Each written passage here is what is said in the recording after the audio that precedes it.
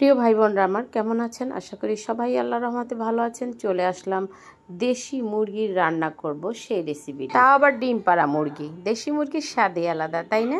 প্রথমেই মুরগিটা আমি ক্লিন করে নিয়েছি। চুলে একটা ফ্রাই প্যান দিয়ে সরিষার তেল দিয়েছি পরিমাণ মতো, তারপর 2টা পেঁয়াজ কেটে দিয়েছি, একটু বাদামি কালার হওয়ার পরে গুঁড়া মশলা দিয়েছি, 2 চামচ আদা বাটা দিয়েছি, 2 চামচ রসুন বাটা দিয়েছি, 2 চামচ হলুদের গুঁড়া, 1 চামচ লাল মরিচের গুঁড়া, ধনিয়ার গুঁড়া 1 চামচ, জিরার গুঁড়া 1 চামচ, 5-6টা গোলমরিচ, 5-6টা লং, 2টা দারচিনি, 4টা এলাচ, তেজপাতা দিয়েছি একটা। আসলে দেশি মুরগির ঘ্রাণটাই অন্যরকম, স্মেলে যেন ঘরটা ভরে গেছে। যাই হোক, আমি আলু দিয়ে এবার ভালো করে কষিয়ে নেব, তারপর ঝোলের পানি দিয়ে দেব, সব শেষে দিয়ে দেব গরম মশলার গুঁড়ো। ঘরে থাকার উপকরণ দিয়েই মুরগিটা রান্না করলাম। প্রিয় ভাই বোনেরা, আপনাদের একটা লাইক আমার জন্য অনেক উপকার হতে পারে।